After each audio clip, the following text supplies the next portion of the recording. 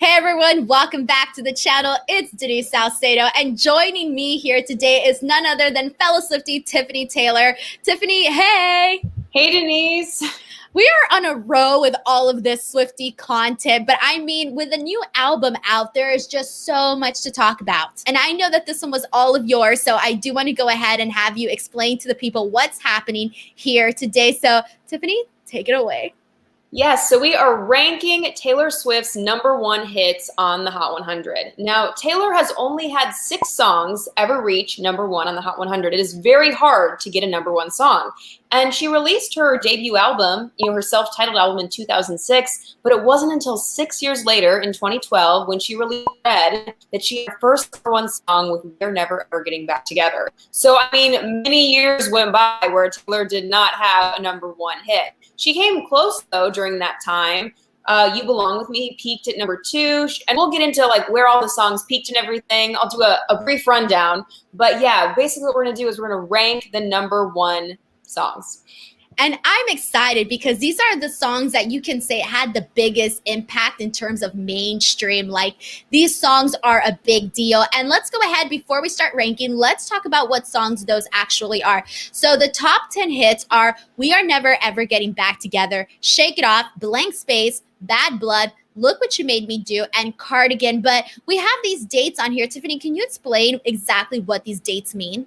Yeah, so that's when they peaked at #1 on the Hot 100. And now she's had quite a few top 10 hits, and let's talk about those a little bit, but these are the only ones that reached #1. So let's get into really quick the ones that peaked at different, things on the Hot 100. Now, the ones that peaked at #2 in the top 10, You Belong With Me, I Knew You Were Trouble, I Don't Want to Live Forever with Zayn, kind of interesting, and then off of Lover, Me and You Need to Calm Down.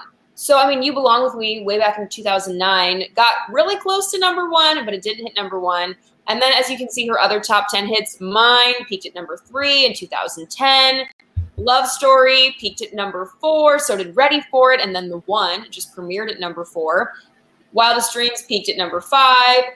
Back to December, Red and Style peaked at #6. Exile just premiered at #6. And then Begin Again peaked at #7 in 2012. She hasn't had any songs peak at #8, interesting enough. And then Fearless peaked at #9 in 2008. And Lover peaked at #10. So she's had a lot of top 10 hits, but not that many #1 hits, only 6. It is hard to get a #1 song. It really is.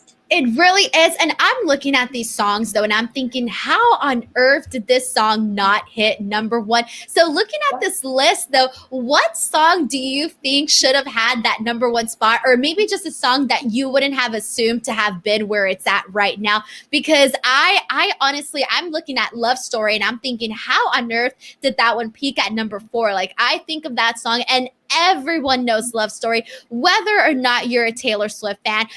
Same thing with Fearless. I feel like that one is another one, and Style as well. Style and Lover. There are some songs where I was actually very surprised as to where they ended up. What about you? Definitely. And I think for me, I'm surprised that Love Story didn't peak at #2 or higher. I think the fact that You Belong With Me peaked higher than Love Story is surprising. And actually, I Knew You Were Trouble, that was one of her first pop songs, really, even though it was on Red. It's like when she first started dipping her toes into pop music. I wish that would have went #1, like We Are Never Ever Getting Back Together. I'm surprised that I Don't Want to Live Forever got so high. You know what I mean? Because at the time, Right. She didn't even do a lot of promo for that song. She kind of was on a hiatus, going into her summer, 2017 hiatus that she did up before releasing Reputation. But so interesting, yeah, where all the songs landed. It's like some songs I feel like were higher than I thought they would be, and also others, are obviously lower. Yeah, I was surprised too about I Don't Want to Live Forever, but that's actually my mom's favorite song. And that's the song that got her into liking Taylor Swift. So I think maybe it piqued some people's interest that maybe us fans that were already fans didn't really expect. But I mean, either way, these are the top 10 hits. And I mean, these are some big ones. And we know the impact that these songs made. So I just got to say this. When I was thinking of my ranking for this, I'm still not like 100% sure that I made the right decisions, but that's what we're gonna do. We love to rank videos on this channel, so rank songs on this channel. So we're just gonna go ahead and do it. Tiffany, are you ready to rank your top 6 Billboard Hot 100 #1 Taylor Swift hits? Wow, that's a mouthful. Yes, I am. Do you want me to go first? Yeah, let's do it. All right, let me pull this up. All right, here we go. Let's start at number 6. So we'll work our way from our least favorite to our most favorite. So what is your number 6? All right, so for me, it's hard because on my list, I feel like some songs I ranked just off the song themselves. Others I really thought about, like the music video or the cultural impact or performances, all those things. But because it's so tough, I think for me, number 6 has to be Look What You Made Me Do. What? No way. Oh, BTW, guys, for those of you watching, I don't know Tiffany's and she doesn't know mine. No, we don't know. I was not expecting Look What You Made Me Do at number 6. I mean, because obviously I love the video and I loved the Reputation tour and the whole era. But for me, just the song by itself compared to these other songs, I had to put it number 6. I feel the song has to be last, That's exactly what I was going to say. There always has to be a song that comes last. And for me, again, all of these songs were like great in terms of like music videos and stuff like that. So it's pretty interesting to see how they all impacted so highly, but at the same time, they have to be ranked low. My number 6 is going to be Bad Blood. Oh. And I know in terms of like music video stuff, like we know how, it won a Grammy, won an MTV VMA for Video of the Year. So it had some really big accomplishments, but I think in terms of how I feel about the song, I kind of like the other songs a little bit more. So because of that, I had to rank it at number 6. Okay. Alrighty, but here we go. Let's move on to number 5. Which song do you rank at number 5? For me, I think I have to rank Cardigan number 5. Oh, interesting. And I mean, I love Cardigan, but I think I haven't had enough time with it yet for it to rank higher than the other songs for me. And I think that Cardigan is that one song that is so different from all the other ones. It's the most different from all the other songs on this list. So that's pretty interesting. And I will say, though, with Cardigan, I mean, I am so happy for Taylor that she got a number 1 with this song because as we, just talked about, You Belong, oh my gosh, no, You Need to Calm Down, too many You songs, You Need to Calm Down. And Me from Lover, didn't hit number 1. Before Cardigan, she hadn't had a number 1 song since Look What You Made Me Do. So I am so proud of her for getting this number 1, but I think, it just isn't, for me, better than the other songs. So my number 5 is actually Cardigan. Oh, yes. Okay. So I had it ranked at number 5 too. And the reason for that being is because it's the most different song, but in terms of style and compared to all the other ones, but I just didn't expect it to go number 1. To be honest, I didn't see it coming. And because of that, I'm ranking it at number 5. But I do think that it's the song that most closely aligns with Taylor Swift in terms of the style that her true, like really hardcore fan base identifies her doing. So because of that, I think that it sort of had to it couldn't take the number 6 spot. It had to go a little bit higher than that. Alrighty, here we go. We are now at number 4. What is your number 4? All right, so my number 4 is Bad Blood. And I actually love Bad Blood. Oh. Even when 1999 came out, this was one of my favorite songs on it right away. Like, I do really love Bad Blood. Some people are Bad Blood haters, but I love the music video. I love the song too. I think it's a bop. On the Reputation Stadium tour when she did it, Mix should have said no. I loved it. I love Bad Blood. And so haters, that's all I got to say. I was going to say, are there Taylor Swift Bad Blood haters? But then I was like, oh, I ranked this one at number 6. So does that make me a hater? I don't know. Maybe. No, because I love this song. I just love the other ones more. And I thought the other ones just had like more of an impact. But alrighty, so there you go. Bad Blood, not a bad one. Great music video.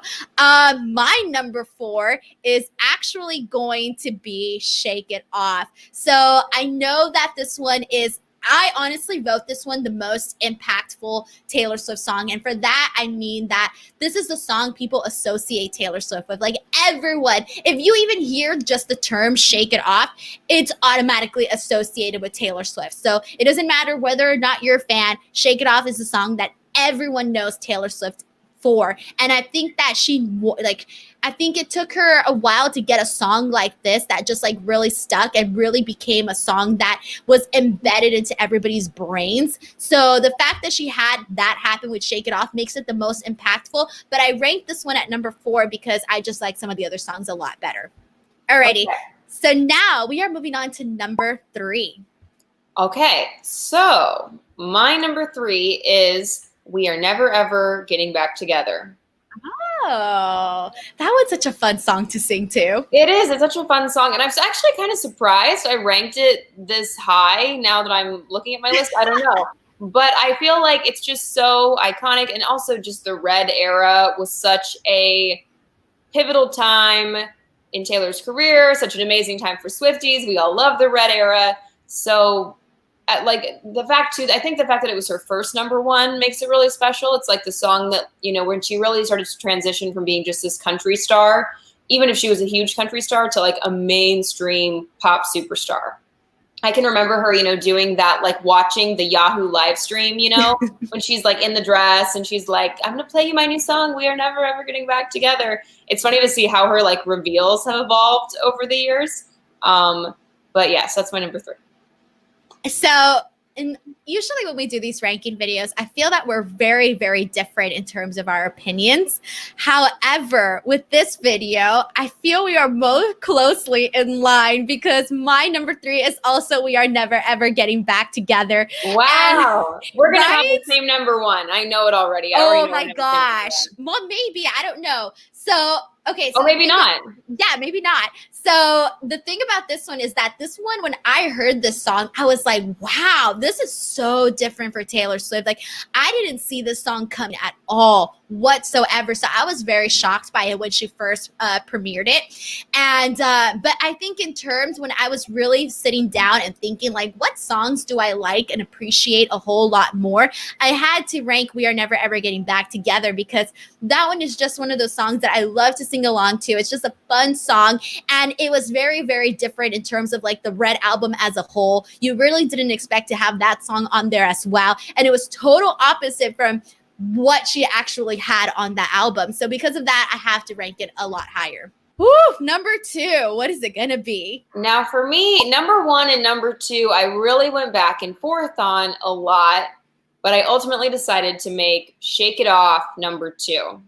Oh. And I love Shake It Off. And I think, yeah, this was a song where it kind of defined the 1989 era for Taylor Swift. Everybody knows this song. And it also, when it came out, you know, Taylor had haters previously, and like all of a sudden the song was so good, you couldn't not like it. You couldn't dance along and shake it off. And I also loved how she told off haters in it too. You know, the whole thing of like, I stay out too late. I go on. It's like, it was kind of the first time she like stuck it to the haters in like such a big song like that. And the fact that it's like, then everybody was singing along and dancing along to it and hopping on the Taylor train, as I like to say, really made it special. And so I love Shake It Off. But I think, you know, it's just not quite number 1 for me. It didn't pass what well, obviously, you know what my number 1 song is now, but Shake It Off is number 2. Well, and also Shake It Off too. I remember, I don't remember any other song having as many people do like all of these like spin-offs and all of these videos and dances. Like you were seeing schools do routines to the song. I mean, like socially wise, is that even a word? Socially wise? I don't know, that doesn't make no sense. But the point is, yeah, society, something? There you go. Society responded to that song. That's what I wanted to say. No, you're right. Like mainstream pop culture, it was like a phenomenon.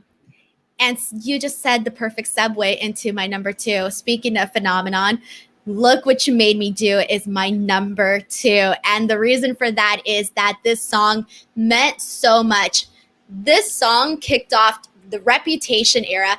And as we know, Taylor Swift did absolutely no media for that. And she completely sold out stadiums all over the world for this era. So because of that, I think that Look What You Made Me Do really kicked it off. And not only did she like throw dabs at Kanye West and Kim Kardashian and all of that, and she had this great music video, it was also really the start of this new Taylor Swift, where she said the old Taylor is dead. Like that. Talking to the phone right now. Yes, that completely shook me to the like it shook my core. I couldn't believe that this sweet old original Taylor that we all knew and loved was turning into this badass like I don't even know, this badass like woman, warrior, phenom, whatever you want to call it. She completely made a full 180 turn here. And so because of that, I think that Look What You Made Me Do has to take the number 2 spot because it was just amazing.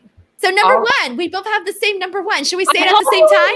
Good. Number 1 is Blank Space. See, I told you, and I even knew when I made Blank Space number 1, I was like, I know that Denise is a Blank Space stan like I am.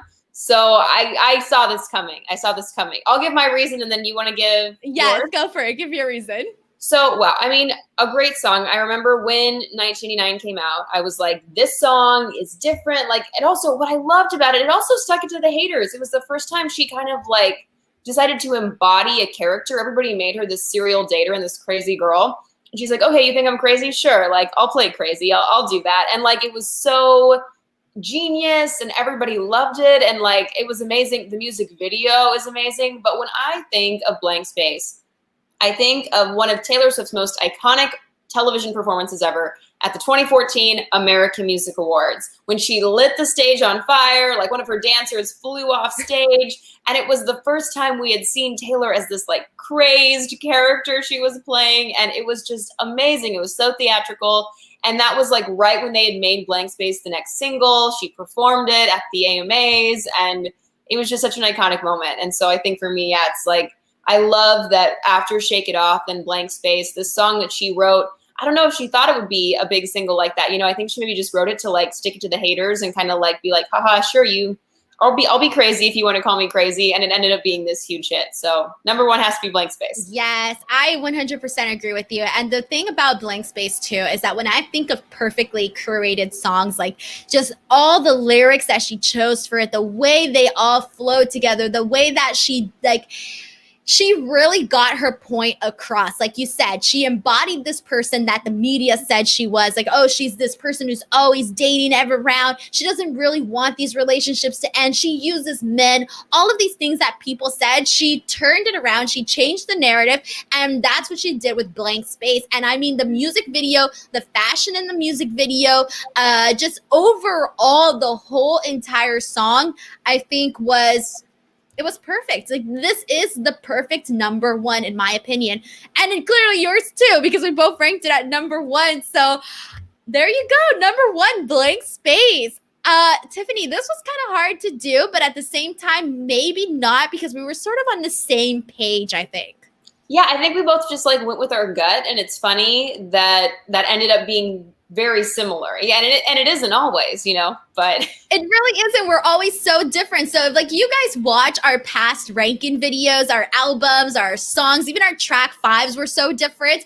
Check those out. I'm going to link those in the comment section in the description box so you guys can check them out, because me and Tiffany were so different. But I think this time the fact that we were sort of on the same page just kind of goes to show that maybe that's just the definitive answer.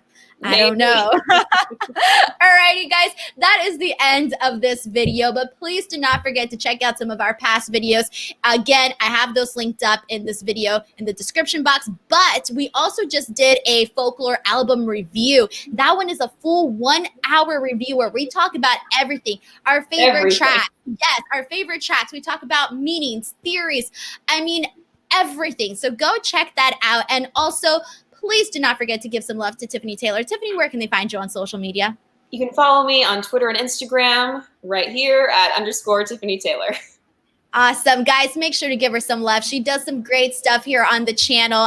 I'm always so happy when you say yes to doing a video with me, so I would have to do these alone. Oh, I always love doing them. They're always a fun time. Yes, so please make sure to give her some love. Let her know you guys saw her on the channel, and we'll be doing more videos in the future. Make sure to follow me on Twitter and or Instagram at _Denise Salcedo. But more importantly, do not forget to give this video a like and subscribe to the channel. Until next time, we'll see you guys later. Bye, everyone. Bye.